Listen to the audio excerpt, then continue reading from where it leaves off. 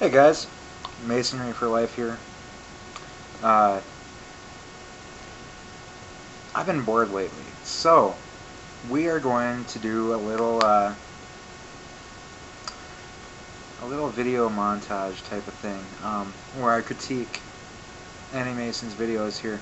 The first one is actually called the Illuminati. We are prepared to use force if necessary, by the Truth Trekker. And it starts out, why should Leo Zagami be taken seriously? Whoa, wait. Not only is he an idiot, but I hate to use such harsh words, but the guy is a fucking moron. That's all I can say about him. The guy claims to be a member of the P2 Lodge. Now, if you guys don't know who Leo Zagami is, he was a nightclub owner. He produced music, things like that, in whatever country he came from. He claims to be the prince of the Illuminati. Well, now he's the Grand Master of the Illuminati. The guy is full of shit. Here we are. We are... Just picture this, okay? The P2 Lodge was a lodge in Italy that lost its charter in the 1970s, which would have made Leo Zagami about 7 to 8 years old when it closed down. So you do the math on that. How can anyone be a prince of the Illuminati at such a young age in Freemasonry? He was all that good shit. So let's just go with that, okay? So because we have the support of all the gangs in the southwest, we have the support of all the militias, we have the support of the private contractors. Now even a man that lacks education is intelligent enough to know that talk is cheap. Talk is very cheap. The guy is a liar. He's a chronic liar. He has shown no proof whatsoever that he was even, in Italy at the time. The only proof that he has is that he was a master Freemason for 2 years. 2 years. In a lodge in England. And he was kicked out. He didn't even show up for his Masonic trial. And you want to know what he was kicked out for? He was kicked out for excessive swearing. So, let's just... But that same man is also intelligent enough to know that a picture is worth 1,000 words. And if this picture isn't worth 1,000 words, then it's at least worth 45 of them. Okay. So, here we are once again. You just saw a clip of a clip. No gun whatsoever.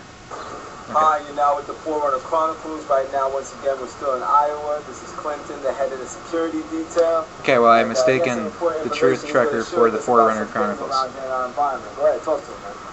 I had just kind of an interesting epiphany here. We were just obviously at the lodge across the street over there, which was obviously north where we were, and I noticed here, over to our left here, you'll see that there are two different buildings, okay, and you see that they're very old. I work with stone a lot, I work with a lot of concrete. I've built a lot of these buildings before. Point being is here, if you'll notice the keystones directly over the arches over there, you'll notice that they're rectangular and almost kind of a rhombus shape on the top of even maybe a long-looking trapezoid. But the point is... Okay. Take that, okay? The guy worked in stone, he's worked in a lot of that junk, okay? That is absolutely distinctive of a majority of Freemasonry. It's kind of like a call sign. Okay, so those buildings are obviously very old. The style back a long time ago in the 1940s, 1950s had a lot of that, the rhombus shaped or whatever the guy described it as. If you will, like more hidden messages, I would assume. Point being is you see one where there's... I'm going...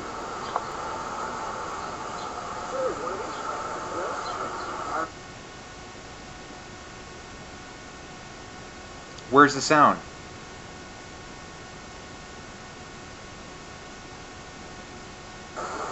Oh, there it is. Notice this library of genealogy, this genealogical library across the street.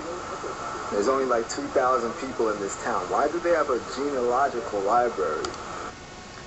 I grew up in a very small town. We have a genealogical library where you can find all the birth records, all the marriage certificates, everything in our town. So it's more or less for the younger generations that want to find out more about their parents and their grandparents and where they're buried, things like that. So let's just kind of go with that. It's directly across the street from this Freemason lodge, which is located right here. Oh my God! In a town of 2,000 people, what's the odds that the town's genealogical society or the library or whatever the guy called it is a couple blocks away from a Freemason lodge?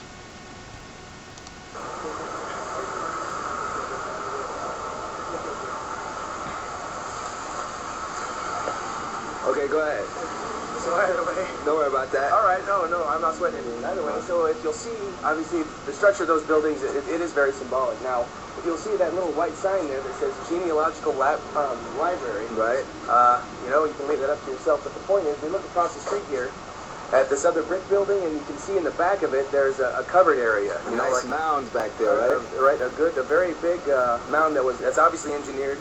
But the point is, you see the water tower, you see that's absolutely a generator station, okay? Now the fact that that's 1 block away from the closest lodge, and the fact that there's the water tower, all this stuff, I'm quite positive that beneath at least that building, there's probably about 40 to 30 feet of, below the ground, subsurface structures. So there's got to be a... Okay, you listening to the guy? Okay, let's just take it that. Let's just take it at that, and we're going to watch just a little bit more. Now, the guy said there was 30 to 35 feet of sub-level in a generator station. Okay, let's just go with that. Okay, because that's just how it is. Okay. bunker or something like that over there. It's an underground bunker. In the 40s or 50s. These buildings I noticed a lot. I recognized a lot when I was doing nuclear security.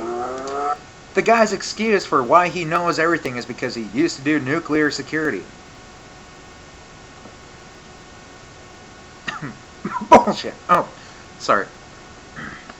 I had a cough. Sorry. When I was doing nuclear security for the Marine Corps, so they had a lot of the same substructures. They had a lot of the same angular, designs. I mean, I can totally tell. So Definitely. Because he can totally tell because he, did the whole, dumb little nuclear security thing, which makes him a nuclear engineer, which also makes him knowledgeable in old 40s and 50s buildings and all that good stuff. Okay.